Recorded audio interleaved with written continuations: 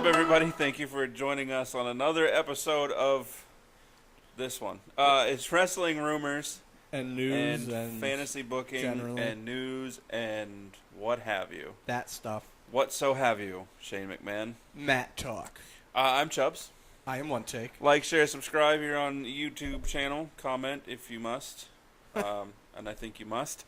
Social media's on the screen. So... So stupid. Oh, well. All right, see you guys later. Yeah, bye. I don't really have a lot of rumors, per se. I've got enough. So, has anybody been wondering why Dolph Ziggler's been off TV for a while? Because I haven't. Have I been wondering why? No. Have you noticed? Yes. Here's why. Supposedly, supposed to be getting repackaged. They're going to have his Nikki Sachs, whatever. Which we kind of knew. But then having seen him on TV last week on SmackDown, where's the repackage? Wouldn't it be fun? Well, he said next week he's going to have his Right. whole reveal. What if, because he was basically saying... I just thought of an idea, and it might be what you're saying. I don't know. Mine's going to be pretty stupid. Oh. What if, since he was like more or less making a mockery of all the people that are over, he literally makes fun of them and he comes out each week making fun of somebody new? Each week, is a different one. Like, he's going to come out with a glow belt buckle. Yeah, and one week he'll just come out with poorly done paint, making fun of Demon Finn. Yes.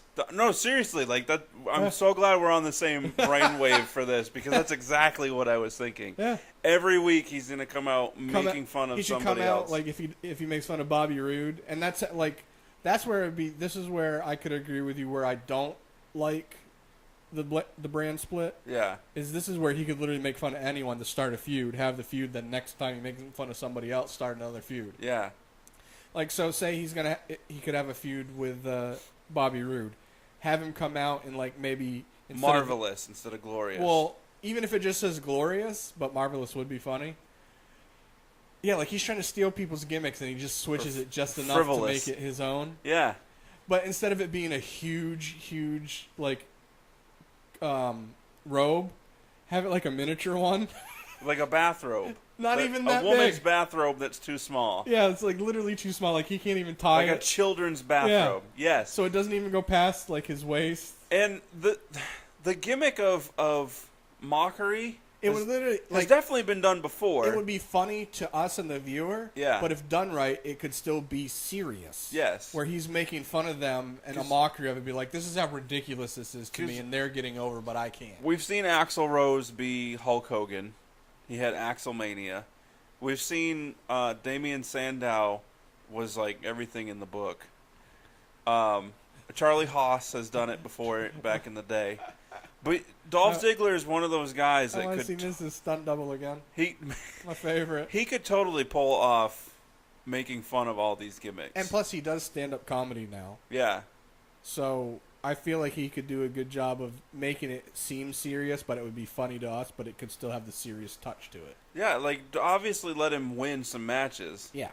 Don't be the gimmick mimicker where he just gets buried by everybody. Right. If they want to do that first, have him start out by having a match against Aiden English and making fun of him, because obviously you can beat him every time, and it's not going to matter.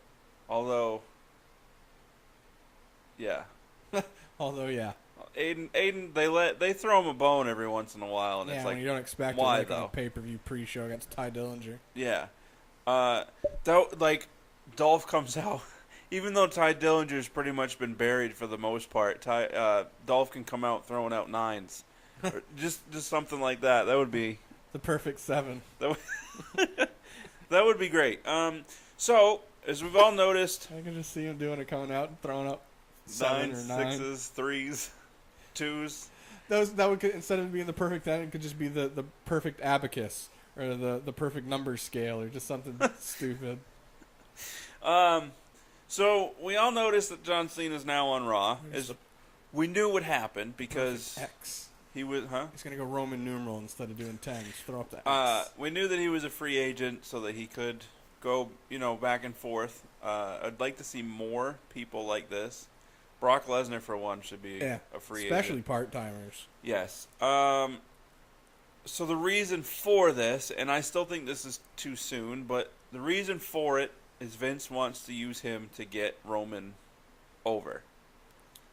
And remind me of Roman number when you're done. I'm still saying save this match for WrestleMania. Agreed. Let it be for the WWE title.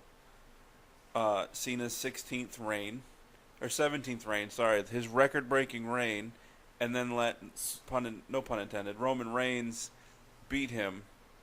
Reigns ends the reign. Yeah, and turn heel in the process. That's probably not going to happen. Boom, big hero party. Roman's over.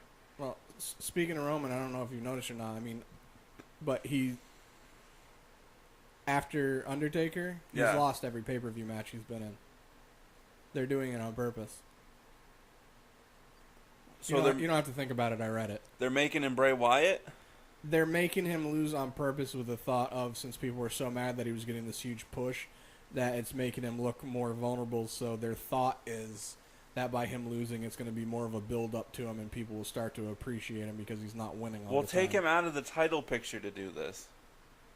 You know what I mean? Like, yeah, I get your point, but it's kind of hard to do that with a guy that you do want to push. Like, he still kind of needs to be in the argument, or yeah, but have him go on. Like, we've discussed it before. Have him go on a losing streak. Yeah. He disappears off of TV for a little while. 2 months, 3 months. It could even literally be a month, just a month. Just four episodes where we don't see or hear from him. And then he comes back, repackaged, rejuvenated, whatever. There was somebody on Instagram, I'd give them full credit if I remembered who it was. It was one of the a wrestling page. They did a Roman's new music. Yeah, I saw that. I liked it. I did, but it sounded way familiar. Yeah, it did. Like they took it from somebody else. Yeah, but either way, it's better than what he's coming out to now. Yeah, well, because all they did was take off the Shield phonetic military spelling of Shield. Yeah. And that's all it is. Yeah. So I think that's what I think a lot of people won't be able to admit it or really think about it this way. But in my opinion, I feel like a lot of people immediately turned off from Roman after the split of Shield because he was the only one of the three that wasn't repackaged as anything. No, he still kept did the music. The same. He kept the outfit. Well, his vest was a little bit different. He kept the entrance until they changed it because it was dangerous for him to come through the crowd. Which they should have anyways. Yeah, that like a big FU to everybody if you just let him keep coming through the crowd. Add security. Yeah, it's because they wanted to keep it as he's the one for the people. But yeah, I got their thought behind it. You had Goldberg coming to the ring through not the crowd with security. Why not let Roman come through the crowd with security? Yeah. But even with all that, the music should have been the first major change. Yeah, I'm okay. I'm okay with the image. Yeah. As long as they had changed the music. But whatever. So, speaking of returns and being back on certain brands and stuff, Shelton Benjamin is back. Plans are for him to probably sooner rather than later turn heel. I could not disagree more with this. It's kind of be hard since he's been gone for as long as he has, and coming back, he's going to be over. Yes. I would say he should use at least a year of a face run. Yeah. He's going to be teaming with Gable for a while because if you notice that Gable's been losing a lot since he separated from Jason Jordan.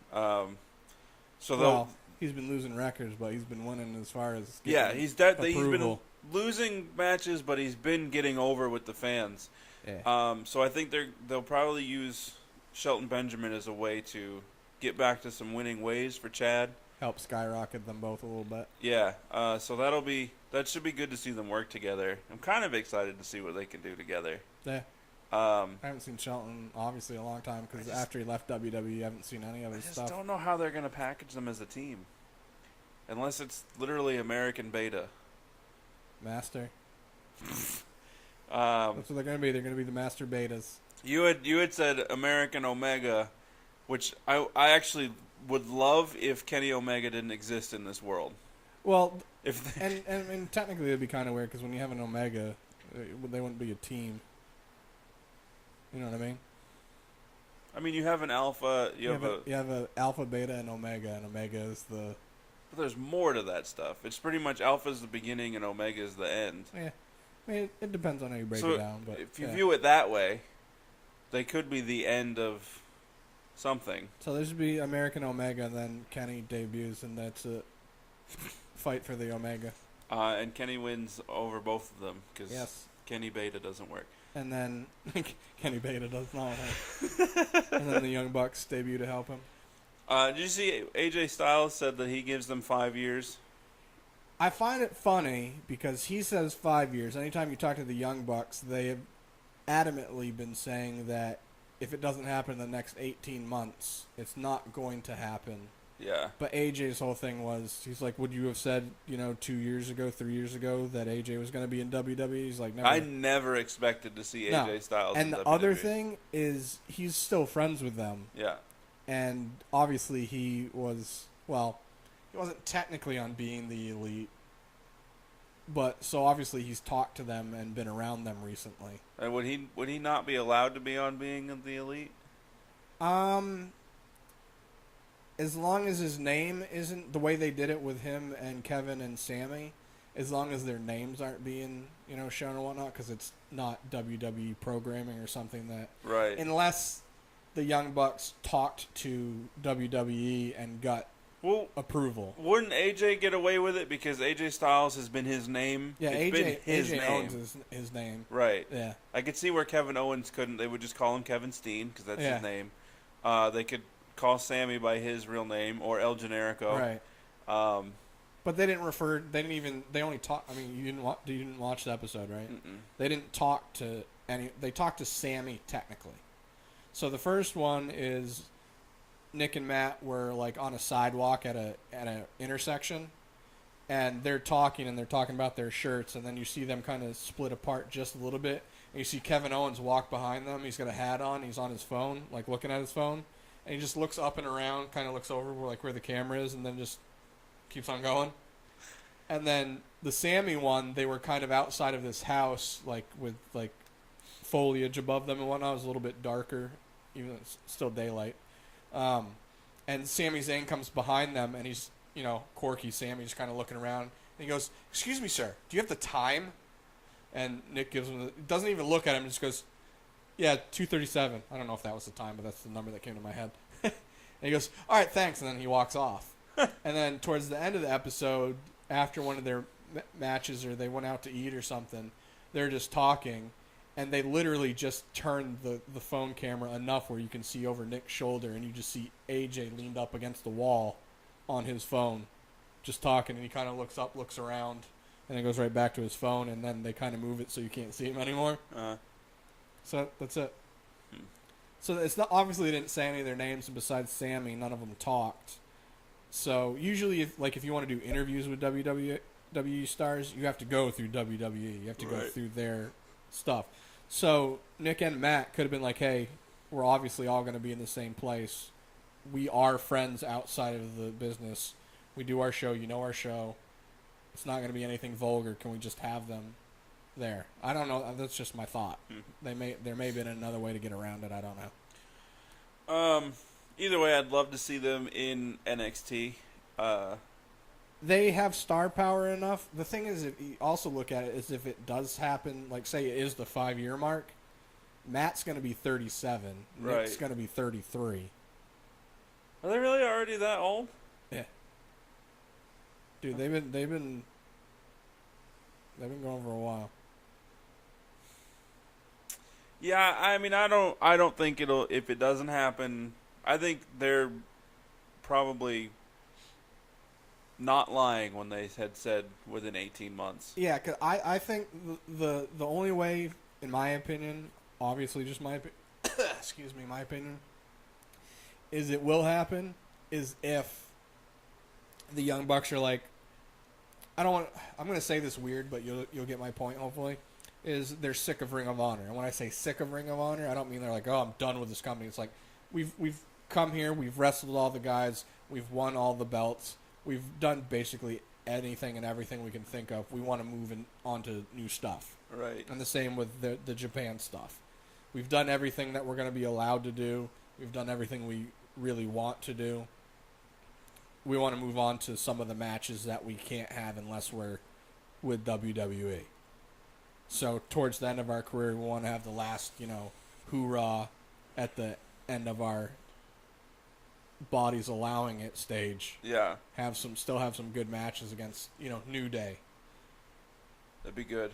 Having a match with AJ and anyone else. What about against if Pete Dunne and Tyler Bate were to team up in WWE? I mean, obviously the Young Bucks do a lot of stuff in New Japan, so they could definitely have some good matches with those guys. Yeah. I say that just because Pete Dunne and Tyler are the British Strong style. Yeah. So it's hard hitting, so. I think that would be cool. So, speaking of, we didn't even mention New Day. Yeah, I said New Day, didn't I? Well, I thought you said the Usos. You No, might I have said New Day. but And Usos would be good too. And I heard Usos. Dude, I actually read a comment. Somebody said, yeah, they come to WWE and have a match against the Usos, and then the world would explode because it would be a never-ending loop of super kicks. I'm okay with that. So the New Day apparently, All right, and so this it's going to take away from one of my rumors. this has to do with why they lost so quickly when they last won the SmackDown. Yeah, it's been done Tag on team purpose, titles. obviously. WWE has plans for them to break Edge and Christian's / the Hardy Boys record of 7 I thought somebody had 9. tag team title reigns within WWE. Wasn't somebody that had 9? Chris Jericho's got 9 Intercontinental title reigns. I could have sworn that I read something yesterday or the other day that, like you said, there was the Hardys and Edge and Christian at 7, and there was somebody that had 9. The Dudleys throughout like ECW, WWE. Yeah, maybe that was it. They have a plethora of titles. Yeah. But the WWE record for tag team title reigns is 7. And it's planned for the New Day to beat that record. To be the best tag team. So, but what I don't understand is, I guess try to do it now because you don't know how long they're gonna have. As long as I'm more than okay with it because I feel like the New Day have earned it and deserve it. As long as they do it kind of organically, like I don't want to be a hot potato type deal. You know, That's what I mean? what it's gonna be. It's gonna be they're gonna win it and then they'll lose it at the next pay-per-view and then they'll win it at the next pay-per-view. But the problem is what are you gonna do? Have the Usos and the New Day? Because then the Usos are gonna break the record too because they're already at 4. That could be part of the. First to 7, like first to 8. That could be part of the storyline of them fighting to see who is the legitimate best tag team ever. Yeah. Who can get to 8 first? I mean, not that ridiculous, but right. Something like that. It's hard though because you're so limited with the tag team divisions that you have. Yeah. That's if anything, we talk all the time about I don't like the brand split. You do like the brand split. Right. Can we at least put all the tag teams on one brand? It's not as bad as Because if you look at just just look at them as a separate roster. It's not as bad as the women's division, though. Right, but it's still you It's have limited. the New Day and you have the Usos on SmackDown. As far as championship ready yeah, tag because teams. then you have Breezango. Right. You have Not ready for gold you have or silver. The Ascension. Thank you. Not ready for gold or silver. Even though they were houses in NXT, Right. they haven't had the same success. Right. Of no fault of their own. No. But you have the Hype Bros. Yeah. You have the Colons. Yeah. Well, they haven't even been on TV because one of them's been injured. Yeah. And the rumor that they've asked for their release. Right. So. Or one of them did at least. But why not? Like you only have the 2 on SmackDown, and then on Raw, you've got the Good Brothers who aren't used. Right. You have the Hardys. Yeah, Revival when they're healthy. Revival when they're healthy. Cesaro and Sheamus. Right, and then Seth and Dean is just a. You still got Rhino and Heath. I'm not even counting them. I'm just saying as tag teams regardless. But as championship ready. Oh, and also think of which because we just said it, but we didn't think of is you also have Chad and Shelton. Chad and Shelton, I don't think they're ever going to get the gold together. But you're still looking at 4 on one brand and 2 on the other. And the one with 2 is the one where you're trying to get one of them to have 8 title reigns. You know what I mean? Like they need to do a better job of not breaking up tag teams as quick as they do. Like I would have actually been okay with the Cass and Enzo breakup. Yeah. If it was done properly and not felt rushed and just like, I guess we'll do it now. Like it could have been an awesome like feud breakup if it was done a year later. Yeah. Yeah. I agree, but I don't know. I just, if you at least had all the tag teams on one brand, Yeah. that would be awesome. Because then you don't then on both brands you don't have the random pairing of. I also find it funny that they have more on Raw, and Vince doesn't even really like tag teams. Right. Like, let's have this random tag team match here. Let's have, like, if you just had one show that was. Yeah. I don't know. I get what you're saying. I'm not against or for it, really. On Switzerland. I mean, if the cruiserweights are on one division barely, or one brand, and then they have their own show, why not? Like, women should be on one brand. That's a division that desperately needs. Yeah, well, especially right now. I mean, that's what I'm saying. Like, after the Mae Young Classic, depending on how many actually get like full WWE contracts and whatnot, that might change things as well. But you got to get rid of some too. Like, Natalia's got to go. Tamina's got to go. Tamina, I agree with more, just because Natalya. I think obviously she won't go just because A, who she is, and B, like, everyone loves her. As far as, like, the company. Like, all the wrestlers all love her. Right. And Dana Brooks got to go. Or they need to find a way to get her improving, which is hard to do because you're not using her. Right. Like, look at Nia Jax. I started using her more, and she got better. Yeah. Use Dana once every couple of months, and it shows. Right. I don't know. I guess we'll see what happens. I just think it would be easier and more fun for the viewers if you're really going to go for this where you have the New Day going for 8 title reigns. They should have to be running through multiple tag teams. Yeah. Yeah. Or, well, not even have it on one division, but just have them have them be on both. Yeah. Like, all of them. Just have one tag title. Just be the WWE Tag Team Championship. You can even make, like, it already looks stupid, the belt anyway, so make half the strap red and half the strap blue. See, I feel like you and I are, like, vice versa with, all right, so, like, the Universal Championship, I liked it from day one. Yeah, I like it more now. Once they showed it, I liked it. Yeah. And I am completely vice versa with the tag belts. When they first show them, I'm like, oh, I kind of like those. And every time I see them now, I'm like, the more and more I see them, the less I like them. Right. So, I mean, just make it one title. Make it a blue and a red strap. Make one of them be a blue strap title and the other one be the red strap. Just happy. And have them on both shows. Happy right down the gut. Yeah, I mean, I don't know. Either way. So, speaking of the number 7 years ago, 7 years ago, I don't know if you were watching at this time because it was kind of in the heart of the PG era. There was a faction called the Nexus. Yeah, I know. Which I wasn't really watching regularly then, though. Essentially rookies at the time. Wade Barrett, Skip Sheffield. Ryback. Skip Sheffield. Husky Harris. Justin Gabriel, and Heath Slater. Right. Probably some others. And they had this whole storyline where John Cena had to join them and whatnot. Led to the Survivor Series match, right? Yeah, and then at SummerSlam, they had a match where it was an elimination match. It was Team Nexus versus Team WWE. Okay. And the original plan was for Nexus to win. Right. Which rightfully they should have. Right. But hours before the show, Vince said he changed it. Right. So Arn Anderson went and told them, this is what's going to happen. You know, so-and-so is going to eliminate this guy. That guy's going to eliminate this person. Right. It's going to come down to you, and John's going to eliminate the both of you, and John's going to win. Right. And they asked why, and he said, well, you have to go talk to Vince. So they found Vince, and Vince's reasoning was, because this was the main event, that SummerSlam needed to end on a happy note. Okay. So John winning as the face at the time, and this is way before the hatred for Cena existed, or it was. I'm sure it was there, but it was you barely heard boos for Cena at the time. So Vince wanted Cena to win to send the fans home happy. Now, hindsight's 2020. I'm wondering if he regrets that decision. If hindsight was foresight, am I right?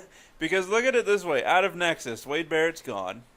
Unfortunately. Skip Sheffield was repackaged as Ryback, and he's gone. Heath Slater. I mean, he hasn't been anything spectacular. Justin Gabriel's he's been gone. Entertaining at least. Yeah. Justin Gabriel's gone. Titus O'Neil was in there at one point. Not long though, was he? I want to say he started with them, and then they kicked him out. Yeah. But that really hasn't amounted to anything. And then obviously Husky Harris went back down to NXT and Right, and then repackaged as Bray. So that's the major success story there, if you want to call it that. Right. I mean, he's got more losses than wins, but he's still got a WWE title under his belt, no pun intended, and a tag team title reign as well. I mean, how differently does the WWE landscape look today if Nexus had beat John at the time? Yeah, and a lot of people point to that being Wade Barrett's the start to his burial downfall. Yeah, he was the last one to tap out. That was the beginning of his WWE career. Yeah. And he just instantly just started to get buried, and then he just kept getting buried. He got repackaged as Bad News Barrett, which was great for him. Yeah. And then just as soon as he started getting over the fans, they buried him again.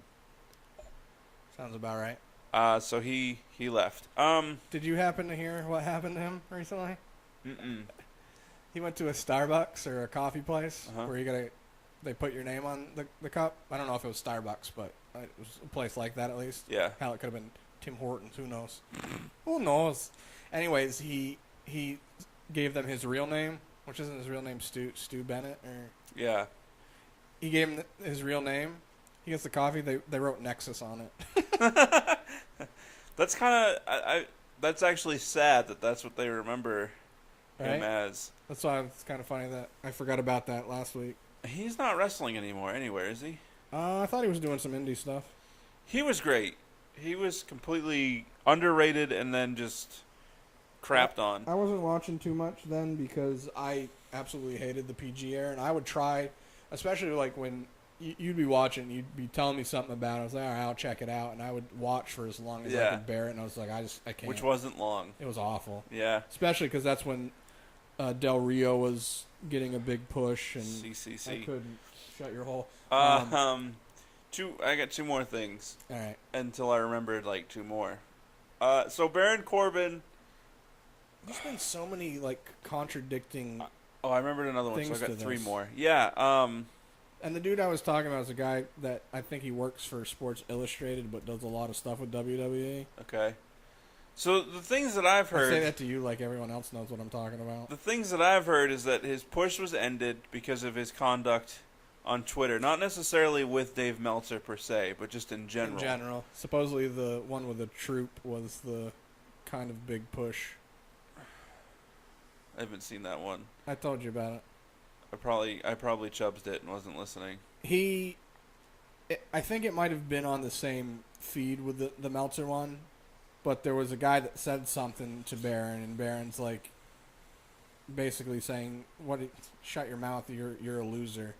And then the guy ended up posting a comment picture, and apparently he's a soldier and he was deployed.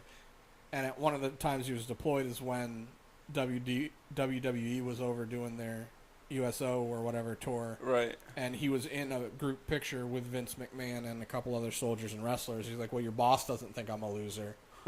And Baron, stepped back from it. He went, you're right. You have done good things in your life. I apologize. Yeah.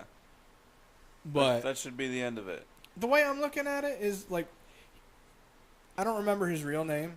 His real name's not Baron Corbin, is it? No, and I remembered it just until you asked me. Yeah, I actually did until I thought about it. Well, so either way, when he's on Twitter, he's Baron Corbin. Yeah. He's not himself. He's playing a character based through your company. I don't feel like look at the stuff Kevin Owens says and does on Twitter. Thomas Bestock. Yeah. Look at the stuff that Kevin Owens does on Twitter. Right. He's awfully awesome. There's more of a reason why they should be allowed to have separate Twitters, where you have like Kevin Owens and then you have a Kevin Steen. Right. You have a Baron Corbin and you have a Thomas Bestock. Right. Well, I just feel like, I'm not saying it's not true, but I feel like that's a very ridiculous reason for WWE to be like, no, that's taking some of your stock away. We're going to pull your Yeah, we're gonna take away your push. We're gonna make you take your shirt off more because we don't like your physique. Not that you even care about it. Apparently, he's self-conscious about it as well. Oh, okay. And doesn't like it. Because he does get body shamed quite a bit. Oh, he gets harassed a lot on like Twitter, which I find ridiculous. I'd love to see somebody do that to his face, knowing that he's a Golden Gloves boxing champion. Yeah, multiple time, I Yeah. believe. Yeah. Yeah, I don't understand body shaming anyways. Everybody's Johnny Toughnuts behind a keyboard. Like what part of your brain goes, I should make fun of somebody else's body? Like, even if you're built like a brick house, Yeah. and you're ripped, good for you. Yeah. Go change the world. That's Right, because like bodybuilders, I'm sure more often than not are not good at fighting. And they're probably on some stuff, Right. not just supplements. And then they have a heart attack at 26, and yeah, there's actually another guy that he was older, pretty well known bodybuilder. He just died a couple days ago. 46, 47, something like that. So, and I bring up the 26 because Dana Brooks' boyfriend passed away.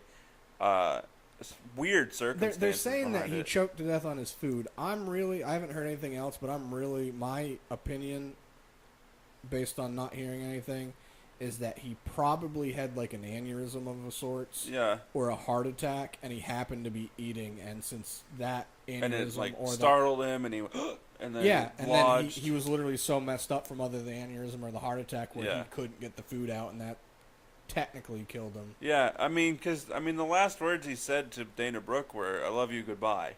Yeah. Which is weird. Well, you also don't know how it could have just been like a goodbye, like, I know I'm not going to talk to you or see you for a little bit. Yeah, I'll have to reread the article because my understanding is that they were making dinner together. No. And he said that to her. She was She was on the road? Yeah, he died Monday. Okay. He was found Monday evening, Monday night. She was on Raw when it happened.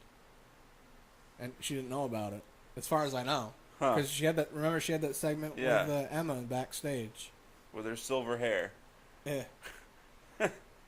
Maybe he saw that and it startled him. Oh, jeez. That was poorly timed joke. I apologize. Gotta make funny out of sad.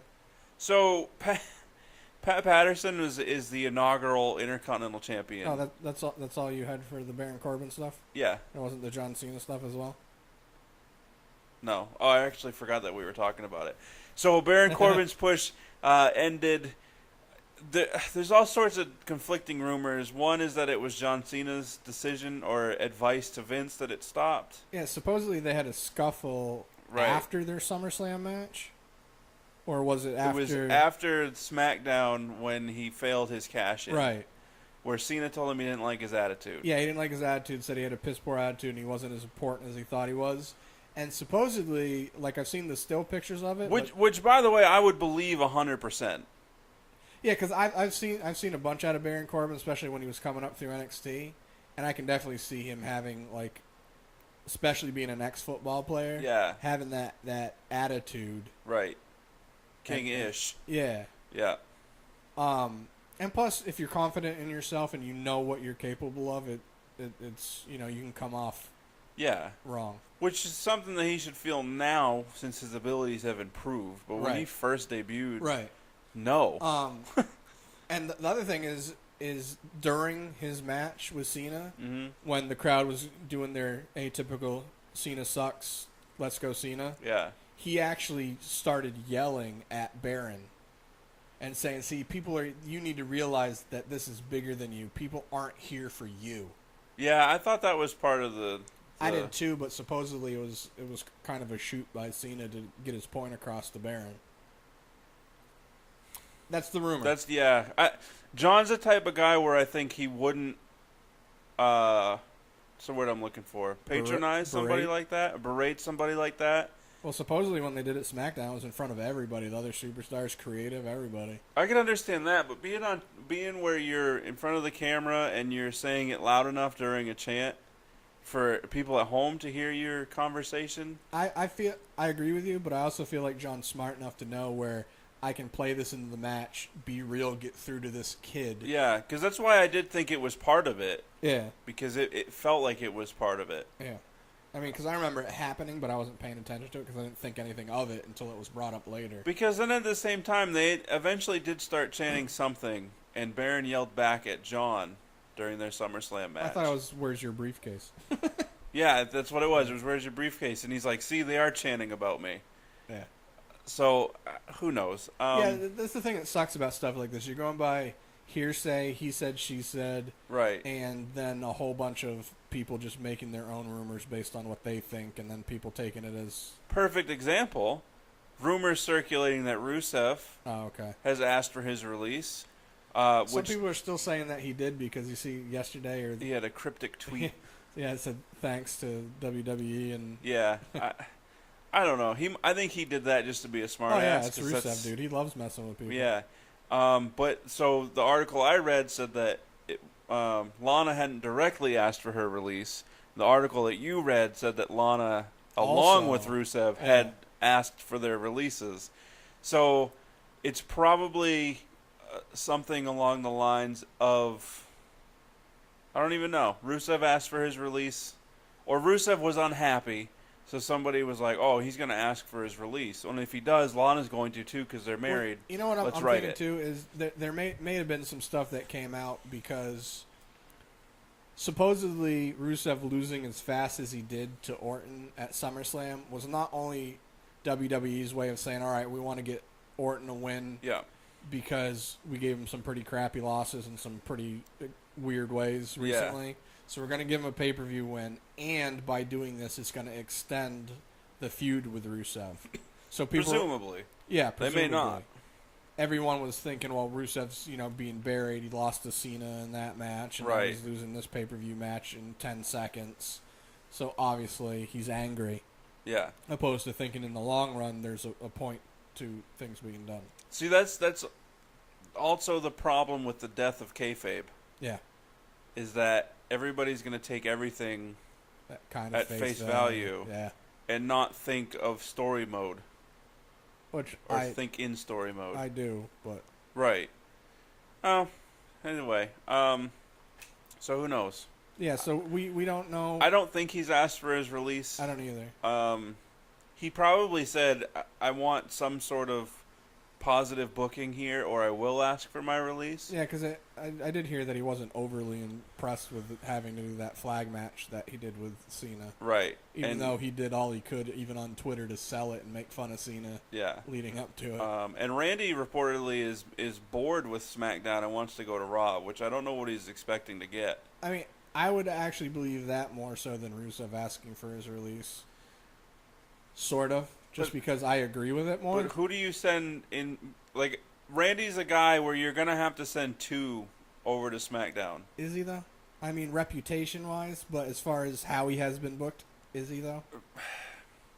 But how he could be booked. I think you need to because... Well, who's somebody that's a big name that's on Raw that you don't need to see him have a feud with? Roman. And that's... But I want Roman on SmackDown.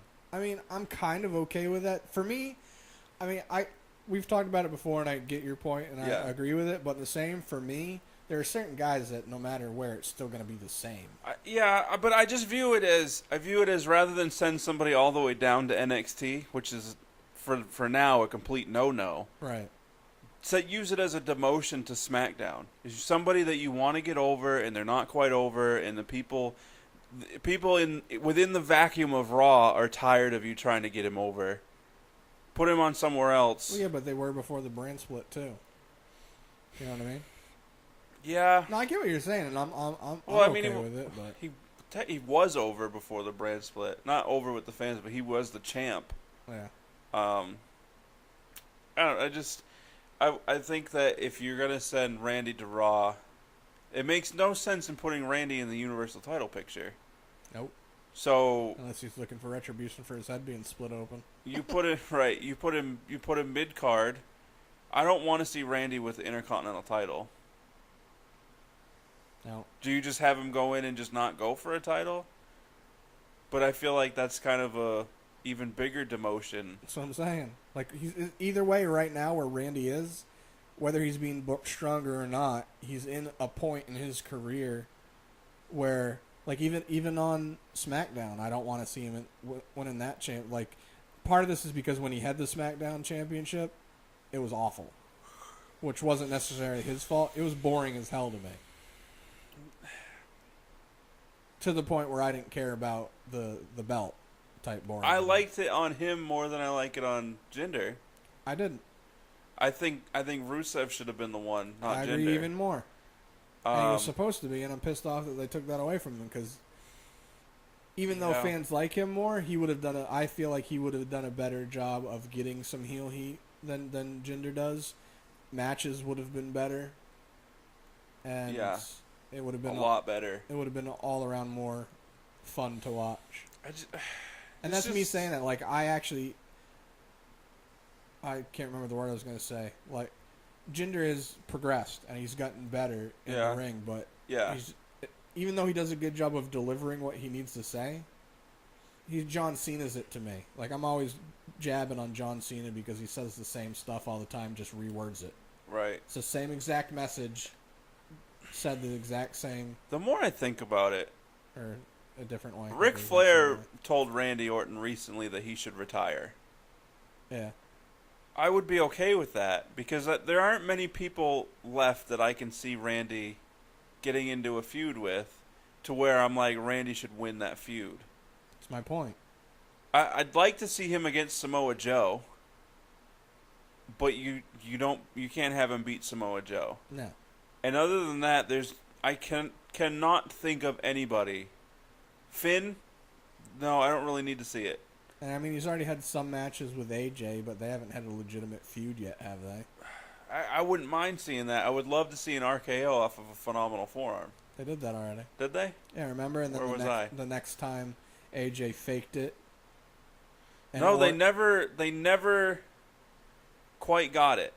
Sure. I'm positive. Because I remember I'm always adamant about saying how I like what they do with AJ, where I don't know if it's him or creative, where he learns from his mistakes. Yeah. Because he had the second time where he faked jumping up on to do the ropes. I remember that because I was on SmackDown. Yeah.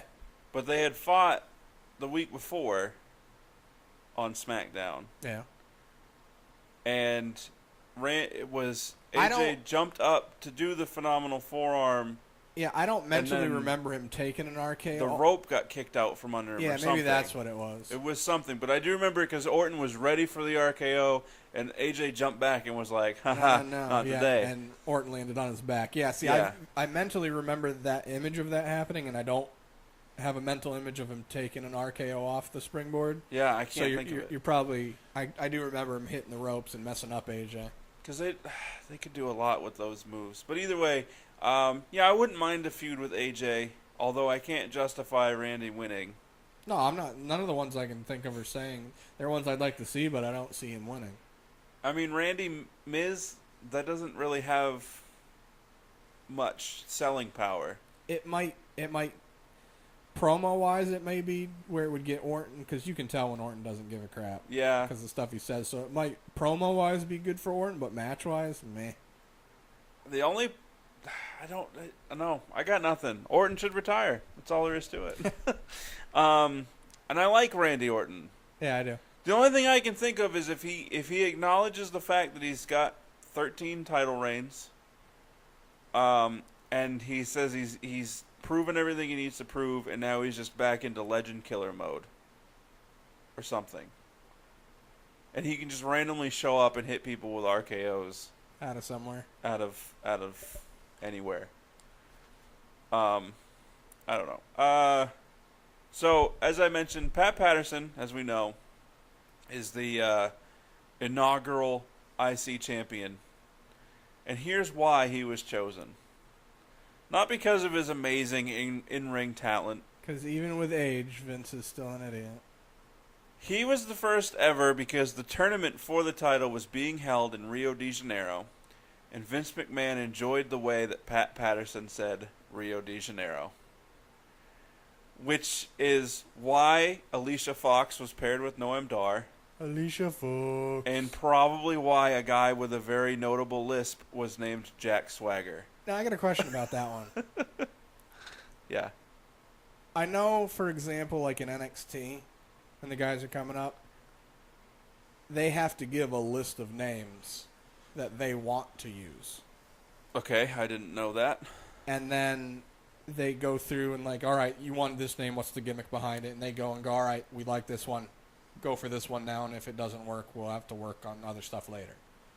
My question was Jack Swagger one of his options?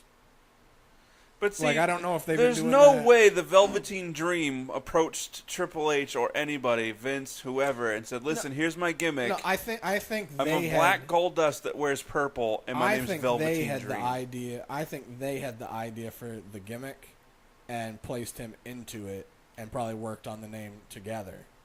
But I'm just saying, like, a bunch of them come up, and it's just like, give us a list of names and the gimmicks attached to them, and we're going to go through them when we do our promo classes, and I don't know, whichever 'cause ones we deem good. I know we're going before with. it was essentially Michael Hayes that gave people names. Well, that's what I was saying. So when Jack Swagger came up, was that at the point where they were the ones that are like, this is your name? Probably. I think Vince met him, and then afterwards, in a closed-door meeting, laughed at his list. She called him Russell Simmons. And he said, we need to give him a name that plays on the... List. So he has to say an S word. And he probably could have said, I like this kid. He's got a lot of swagger. And then he was like, let's name him Swagger. That doesn't sound like something Vince would say. No. Somebody may have said, well, I like his swagger. Yeah. Vince was like, we'll call him Puke. I like it. No, because, whatever. But that's all I got for this. That's all you got? Yeah. I'm going to go through mine quick then, because we've already gone longer than I wanted to. Okay. I'll preface our fantasy booking while you're looking real quick, and we're going to do an Undertaker. You are. I'm going to do an Undertaker type booking, thanks to our friends over at Red Acre Productions. Red Acre, what up?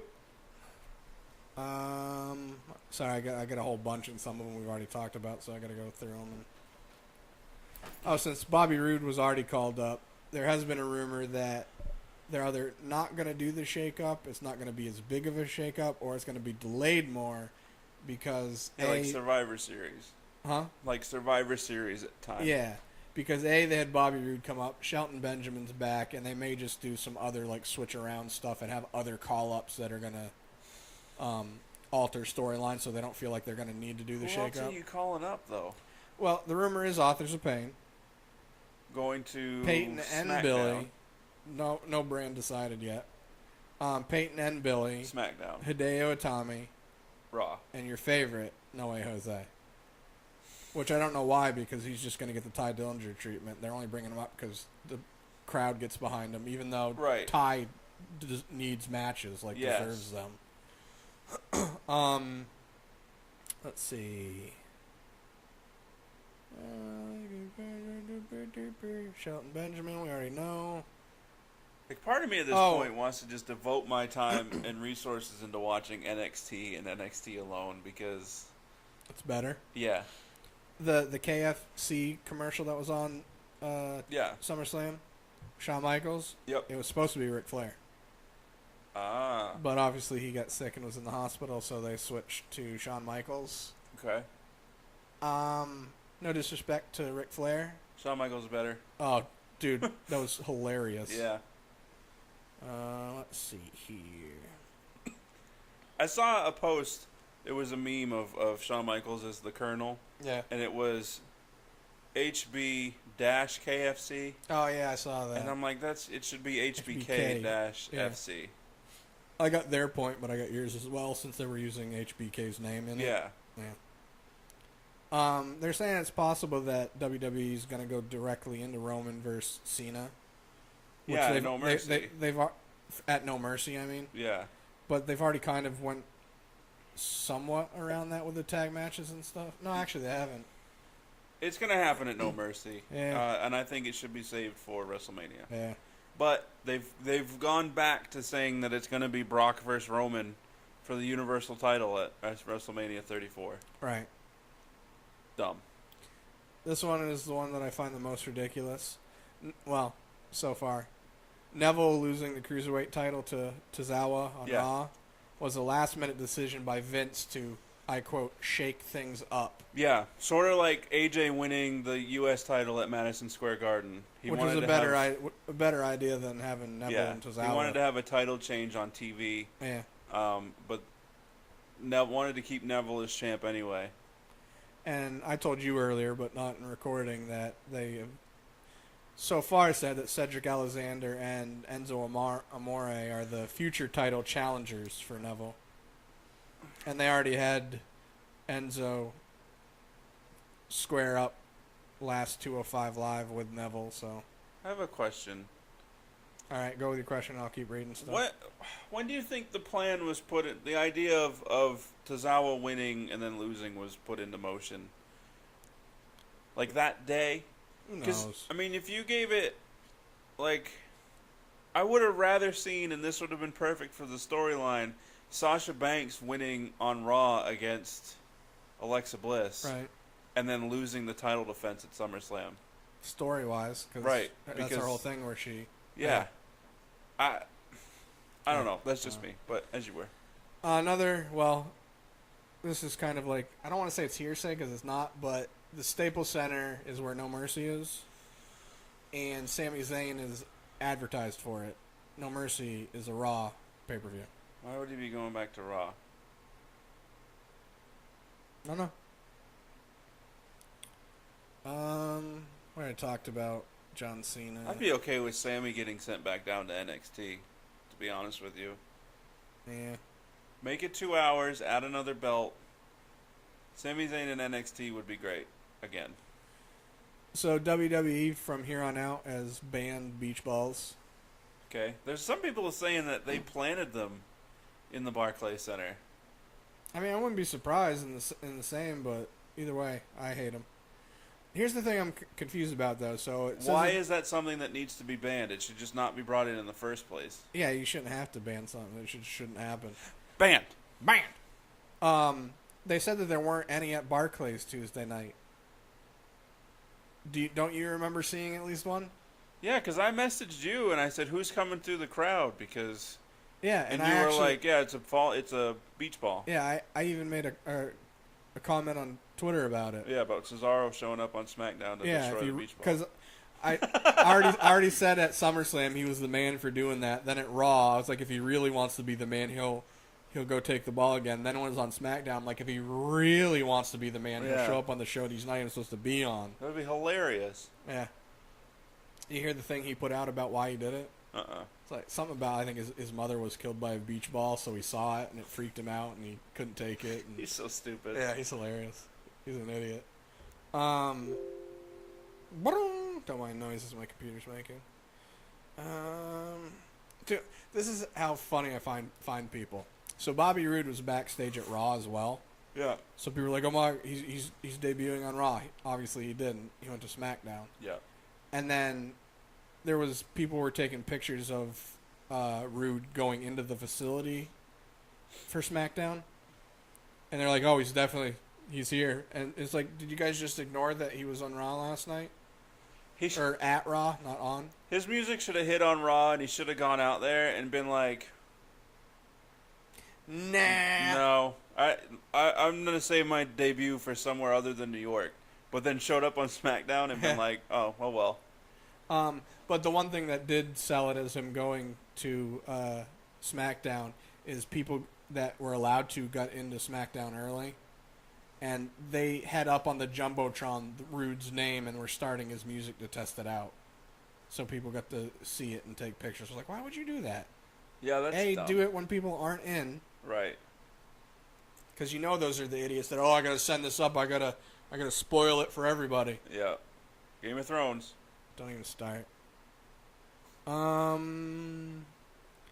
had a whole thing where, because Jerry Lawler was obviously at SummerSlam. Yeah. And he said that he didn't see The Undertaker, so he didn't know why people were making a big stink about it. Oh, he was there. There's another game that's going to be released next year that's not a 2K game, and everybody that was there had to get body and facial scans. Yeah, and that's why he was there. Yeah. Also, Jerry Lawler's still wrestling. Did you know that? Yeah. He actually has a match with... He might have already had it. I don't remember. He's teaming with his son.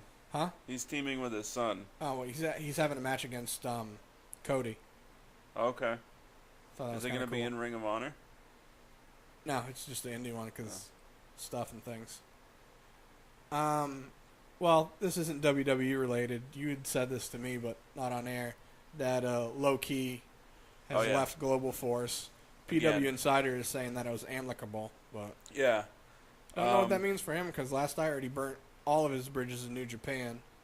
And, I mean, he could go to Ring of Honor, but I don't know if their contract with New Japan would have New Japan be like, hey, he burned bridges with us. He shouldn't be working with you. I think it would be more of we're not going to let him come over here as part of War of the Worlds or anything. Or have matches against our guys. Yeah, or if he does, he's going to lose. Like, he has to lose against our guys. Yeah.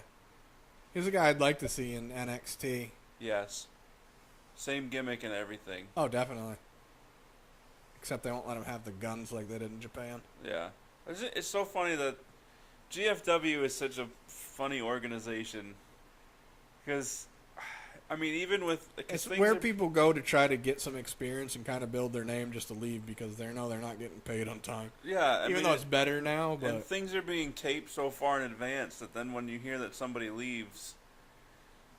You're still going to see him for a while. Yeah. Also, I saw Jim Cornette now with GFW says that they're no longer going to sue wrestlers for their gimmicks if they use their gimmick outside of GFW. So I'm wondering if that means they're going to end up dropping the Hardy lawsuit. This whole thing's ridiculous. PW Insider said that they thought that it was first a concern that they thought Drew McIntyre actually got injured during Adam Cole's attack. I thought he did when he jumped out of the ring and Rude was just out of place enough to not really catch the front of his body. Yeah. Because he landed like hip first. Yeah. But it seems like he's okay, I guess, or it's nothing bad enough to stop him. Yeah. Because of the Mae Young Classic, I guess the WWE's they have plans to air a special on Medusa during roughly the finals. Why though? It'll be as a Lunder Blaze, right? Because she wasn't Medusa in WWE. Yeah. F. Did she have two different things in WWE? I don't think so. I get them. There's a couple. She was a Lunder Blaze, and then she took the women's championship to WCW. Right. I'm so confused. So, the 28th is Monday, right? Today's the 26th. Yeah. All right. So the Mae Young Classic is supposed to be starting the 28th. I thought. Right. It's technically over in real life. Well, yeah, it's over, but they're going to be airing it. Yeah.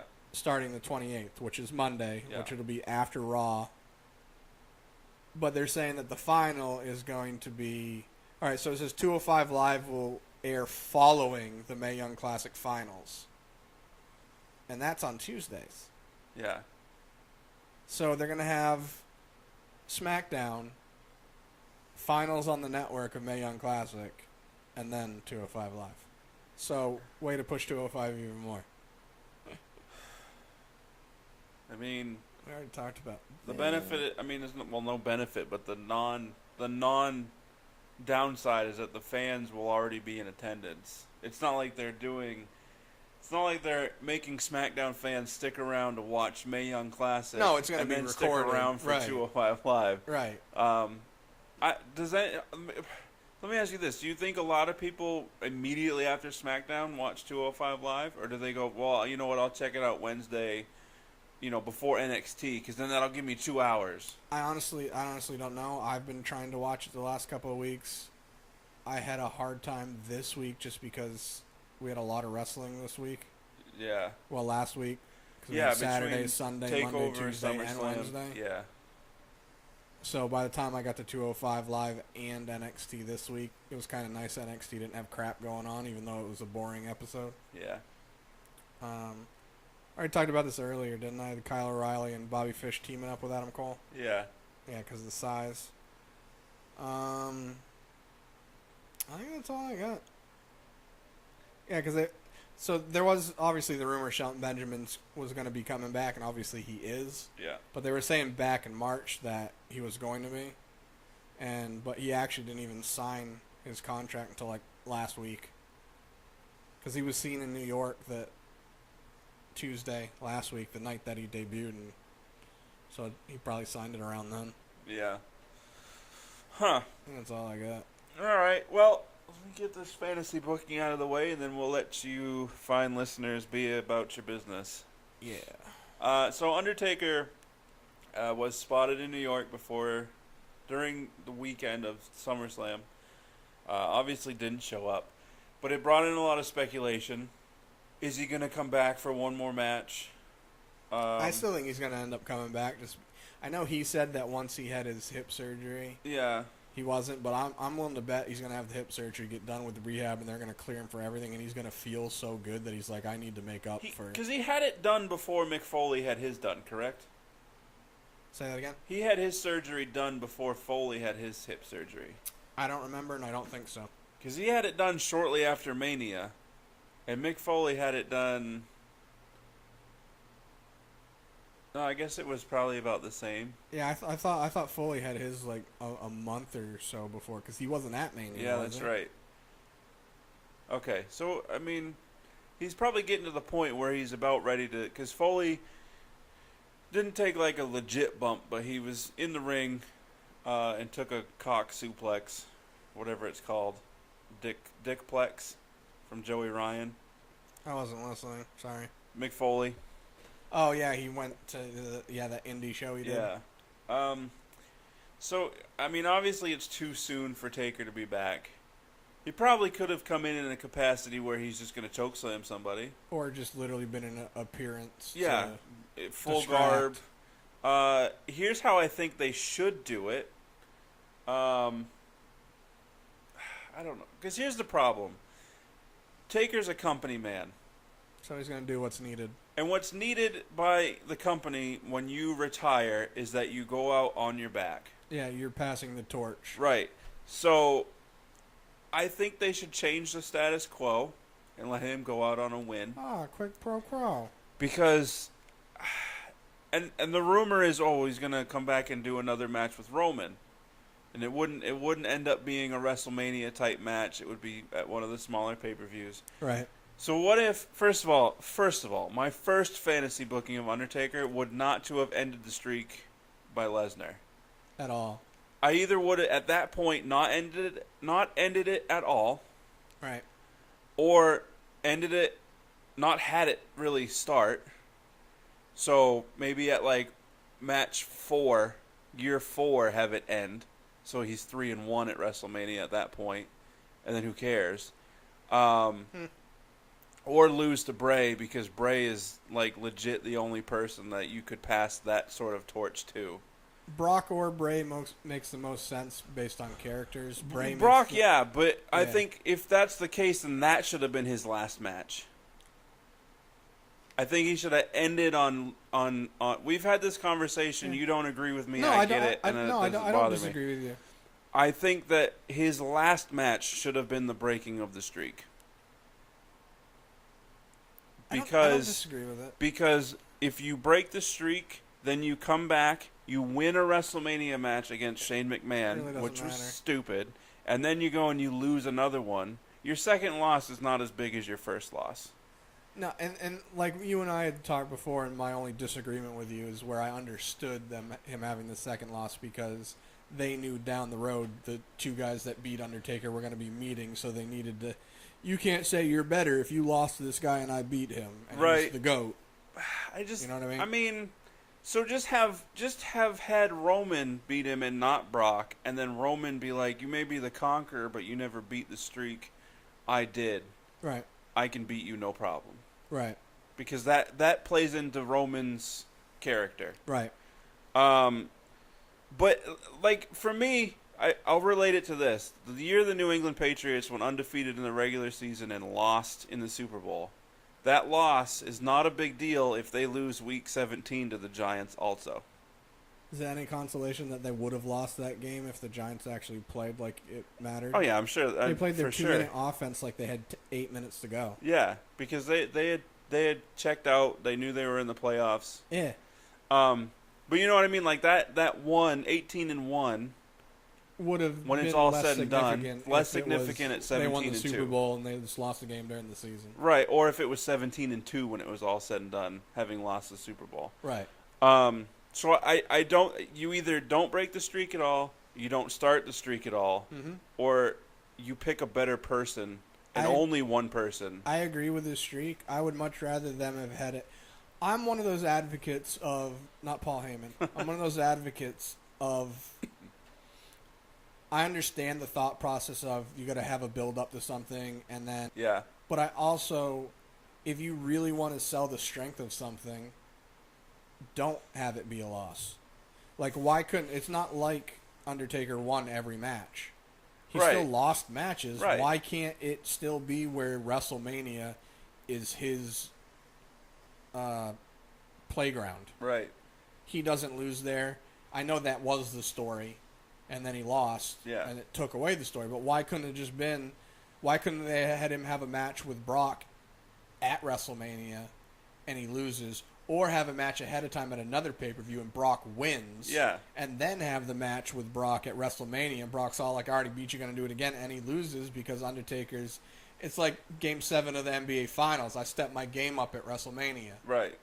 You can't beat me. Yeah. And just have it where he doesn't lose at WrestleMania, Right. or it needed to be a bigger, I mean, obviously it was a shock when Brock did it, and people were like, oh my God. Yeah. But it was more because they didn't expect it to happen, opposed to story-wise it made sense. I mean, it made sense for Randy Orton to do it as the legend killer, Yeah. but he didn't want to do it. Or even HBK. HBK, perfect example, but HBK was getting ready to retire, Right. and it worked out to where he was supposed to, he could lose, Right. go out on his back. I'm just going as far as legacy-wise. Right. Kurt Angle was offered to do it. He didn't want to do it. I mean, obviously everyone you're going to name that was like, nope, not doing it, is because out of respect. Right. So obviously if you ask Brock, he's going to be like, yeah, I'll do it. Yeah. Well, because it was, shock value-wise, that was one of the most shocking things that I think I've seen. Yeah, dude, they still use that dude's face in the Right. in the stands for everything shocking. Yeah.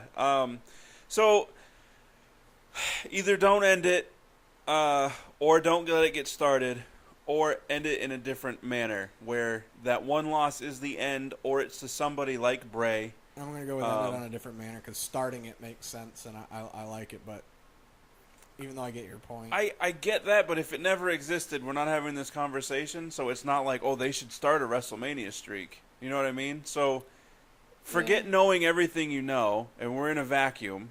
If the option was to not start the streak, if we could go back in time, convince Vince to not start the streak, if that's what we wanted to do, then once we came back, we wouldn't know that it ever existed. No, I get what you're saying. And then it would be breakdown where Undertaker had this great WrestleMania match, he had this great WrestleMania match, opposed to he had a streak. But you had the HBK was Mr. WrestleMania for a reason, but he didn't have the streak. Right. So I mean, you could do without the streak. Yeah. But given everything we know, I loved the streak at the time, Mm-hmm. and I don't think it should have ended. But if it did, at the time, I think Bray was probably the only one worthy, character-wise And gimmick-wise. and gimmick-wise. Now, Demon Finn versus Undertaker, you could do a lot with that. Yeah, you could probably get away with a lot more because obviously with Finn being a little bit smaller, it would probably help Undertaker Yes. do some of his own stuff. Yeah, where he's not needing to tombstone Brock Lesnar. Yeah. He's not overexerting himself to I lift. mean, the only thing that I'd worry about is him taking the running drop kick.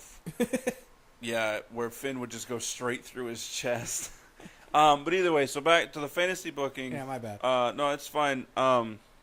Fantasy-wise, originally, for the streak, I would probably not end it. All right, so your fantasy booking, you're going back, the streak has never been ended. Well, that's one aspect of it, but I'm also gonna look at the comeback of Undertaker. If he's gonna make a return, part of me wanted to see him show up and chokeslam Demon Finn. Small part of me, just because I Or would even like, even just literally distract him, like Yeah. just appear in the ring and Bray takes advantage of it. But I think if they're gonna bring him back and go against Roman again, I think at the end of some match at a pay-per-view that Roman has, the lights go out, you hear the gong, and when it comes back on, his jacket and hat and gloves are in the middle of the ring, right where he left them at WrestleMania. Laughing. And the smoke, smokes around and the music starts playing, and then you just don't see him. and then build from that where, like, obviously that's the sign that he's coming back, and he's obviously targeting Roman. And then each week they show Roman in the back going through his bag, and he's pulling something out of his bag that's Undertaker's. She's like, how the hell did that get in there? Yeah, or anything. I'm just being an idiot. Like, we've talked about this with Finn, where he'd be looking in the mirror and then look down and look back up, and he'd have the contacts in or whatever. But, Yeah. you know, it's Roman, and he looks down, he looks back up, and he sees Taker behind him, and he turns around, and he's not there. Right. If you're going to bring Undertaker back to face Roman, because that would be the thought process, or that's been everybody's initial thought process. I guess. I mean, I'm a Roman fan. I feel like that's the way you do it. Yeah. And I guess you can go ahead and let Taker take one for the team and lose again. Yeah. But I would like to see him win where he's like something about where they have a conversation afterwards, like a respectful conversation, a handshake. He could be like, "I'm moving out. You can take this yard." Something like that. I'll find the lease over. Yeah, just something where the pompousness of Roman goes away as far as retiring the Undertaker. Because I get that they're using that to gain Heat. Well, no, I don't know what they're using that for. Cause They're just trying to get reactions. Yeah, they don't want him as a heel, but he's going to say the heelest thing that he can say, and that I retired the Undertaker. Yeah, and they know they're going to get reactions out Right, of it. Yeah. so get rid of that. WWE logic. Right. So that's probably how I would do that. Yeah, and have it be more of like a humbling thing for Roman, which is perfect for him as a human being because he is. Yeah.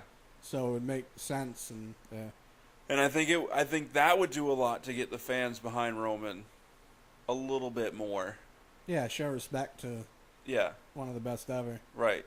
I mean, you tried trotting The Rock out there after he won the Royal Rumble, and Rock got booed out of the building.